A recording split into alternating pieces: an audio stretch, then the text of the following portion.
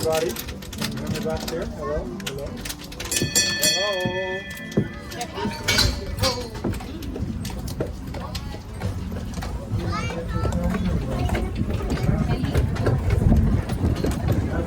Everybody's facing it. Those horses are very strong.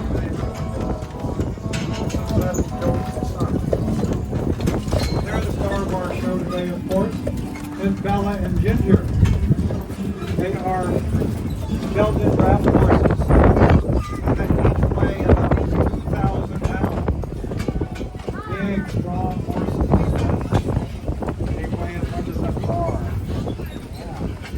Now, together they can total as a team up to 20,000 pounds. So pulling this trolley and all of us people and all those good Danish foods we've been eating is not a problem at all for them to take us on our little tour. As we go around town, I want to point out some persons that are sponsored with us. We just passed the Solvang ice cream shop. If you show them your ticket, they will give you a discount, 10% discount on your purchases of ice cream, cold drinks, and coffee drinks. And coming up here on the right side is the spice version, where they have hundreds of different spices and spice blends, as well as teas from around the world. And they'll give you a 10% discount if you show them your ticket. And there'll be many others around town which we will point out. Now, our story begins 12,000 years ago. The indigenous people in this area were the Chumash Indians, and they inhabited all of this valley, all the way south to the Channel Islands. In the 15, 16, and 1700s, the Spanish came and they settled territories from California to Mexico and all the way to South America. Mexico became its own country and included lands that are now Texas and California. To help populate that wide range of territory, they gave out large tracts of land, thousands of acres of land, called rancheros, land grants, to help establish the population in their vast region. And then in about 1850s, early 1900s, over 300,000 Danish immigrants migrated from Denmark to the Midwest of the United States in areas such as Iowa, Michigan, and Wisconsin.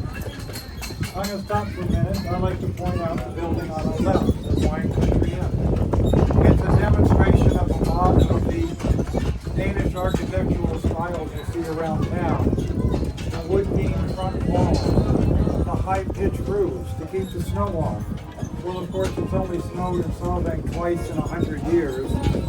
But back in Denmark, they had another story, so high pitch is very helpful. In the courtyard, the tower with the copper dome. And then right here, a small example of some of the little brickwork that we see around town today. As you walk around town, notice all these features and look outside. You see fanciful little weather vanes all throughout town, and storks and other decorations on top. The storks are meant to bring good luck and prosperity to the residents of the home below. Okay, back to our story now. Now these 300,000 Danish citizens moved to the Midwest. And three of those had a vision of establishing a Danish colony and an education center here in California. So after an exhaustive search, they located 8,800 acres of one of these original Spanish land grants. And they called the city, they called the town Solvang. This is 1911 when Solvang was founded. Solvang means sunny fields. So now we're going to make a little U-turn here. Everybody pay attention to our horses. They do a great little massage dance for us. Left and right, left over right, together in unison makes a sharp curve. So it's a very orchestrated, perfect little dance. Now we can give them a nice hand. They did such a good job. All right. So now you can tell everybody you've seen 2,000-pound horses dancing together, right? So now we get back to our little. We want to point out Just down the street on Mission Drive is one of our other great sponsors, Olson's Bakery. It's the second oldest bakery in Solvang, voted #1 by Sunset Magazine, and they'll give you a 10% discount on any of the goodies that you would like to purchase from Olson's Bakery. Now, back to our story. So, 1911 is when Solvang was founded. Solvang means sunny fields. It was a struggle to survive in those early days, and the town almost didn't make it until additional investment and additional people came to strengthen the growth of the town. Then after World War II, tourism started to pick up, and more people started to explore this great country. Aided by an article in the Saturday Evening Post that described Solvang as a Danish capital, a Danish Disneyland here in California, many curious people came by to check it out. Well, the city fathers began to realize the importance of the tourist industry as well as maintaining their cultural roots in the Danish people. So they slowly transformed this sleepy little California town into a cute little Danish village.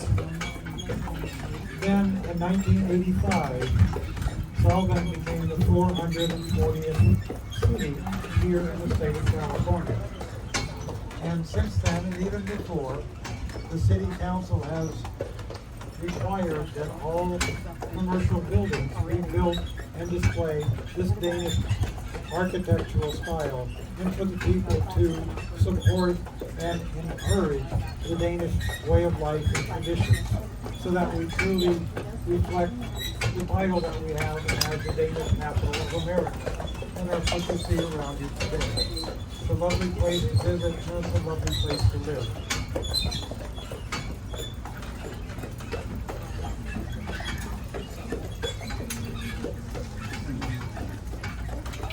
Now, as we get up to this intersection, just mention the fact that Mission Street is just one block off to the left.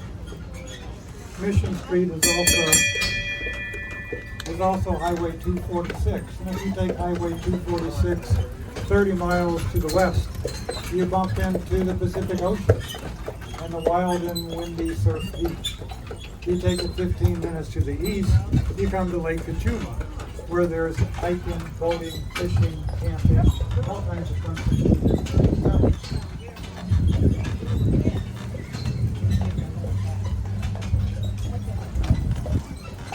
Now, because we open up to the Pacific Ocean, even though we're very far inland, we get the benefit of the ocean quite a lot. You may have noticed when you woke up this morning that it was a cool and chilly 55 degrees with a marine layer of clouds over it.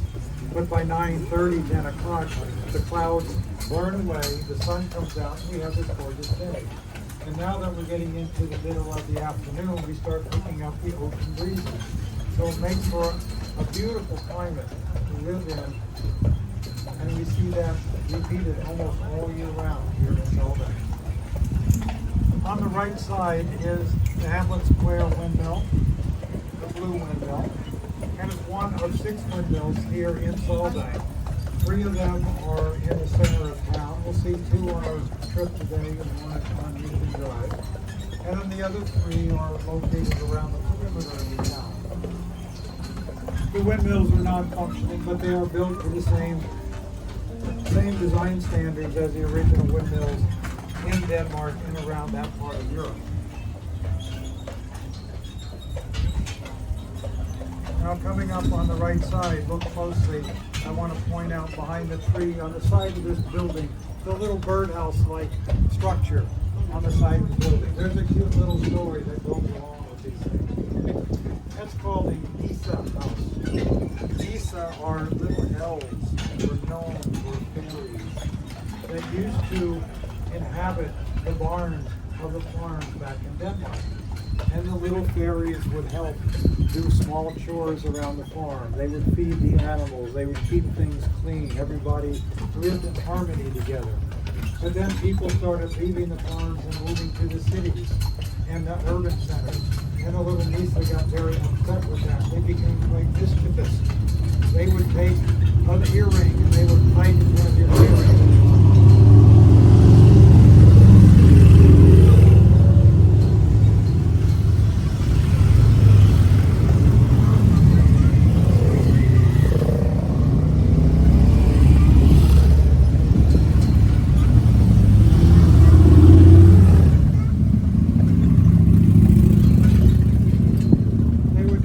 car keys, they would hide your car key. They do all kinds of mischievous little things. So people thought that if we built them their own little house where they would be safe and secure, that they would stop their little mischief, and sure enough, that worked out. So that's the little cute story. Whether it's true or not, who cares? It's a cute story to tell anyway. Now I mentioned to you how wonderful the weather is, but we are 30 miles inland. And in the summertime, in fact only a couple of weeks ago, we had temperatures that were at 102 and 103 degrees and lasted for most of the week. Even though the evenings cooled down, it got quite hot during the day. And in the wintertime, we've had temperatures around 25 degrees. Again, for a few days out of the winter, and it would warm up during the daytime. So even though we've got the ocean influence, we are inland a bit, and we do get a wide range of temperatures throughout the year. On the right side, I'll point out the building to the right. Nothing terribly important about it. It's our fire station and houses some of our municipal offices. But what I wanted to show you was that even the municipal buildings here are decorated and stylized like all the other Danish architectural features around town. So it blends in with the rest of the town and makes for a very cohesive feel here in Solvang. And a little icon of the Little Mermaid statue that we'll see later on in our tour.